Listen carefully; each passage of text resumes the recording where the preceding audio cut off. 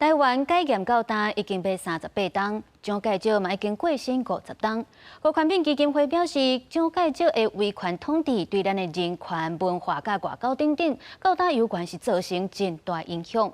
基金会阁专工召开研讨会，要全面来探讨台湾的转型正义。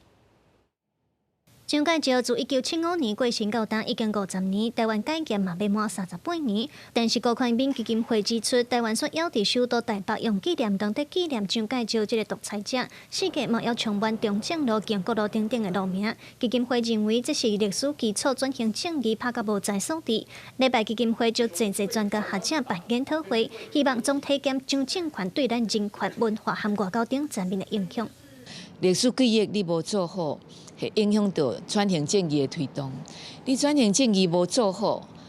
咱的民主就会非常的脆弱。学者表示，透过研讨会来建立台湾历史和转型正义的论述是非常重要的事项。嘛有 NGO 团体表示，希望转型正义毋但是推动不义为止，也各有设立相关的纪念日，嘛着透过无共方式，互民众在生活中都通了解历史。 是因为党国的教育掏空了台湾很多人的真实的历史经验，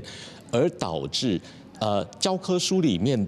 教的历史跟人民的亲身经历是有落差的，觉得说啊这些都是假的啦，政治都是假的啦等等，它导致的结果是什么呢？这一些我们要追求什么样子的现代国家，我们也不清楚。感觉讲，咱的执政单位，也是咱的公民社会，其实会当更加去努力思考，就是讲，咱跟我们其他更加较有创意的方式，会当真正伫咱的日常生活内底面，去互人大家耳濡目染，然后去讨论这个代志，然后去熟悉这个历史，咱感觉这是最重要的代志。 透过民间团体的鼓吹和拍拼，去年行政院核定5月19是白色恐怖记忆日，希望互民众会记得国家暴力是安怎侵犯人权，嘛提醒执政者莫袂记得过去的错误。基金会表示，所来会展开一系列的活动，希望互社会对历史和转型正义愈来愈有共识。记者卢尚如、林晓凯台北报道。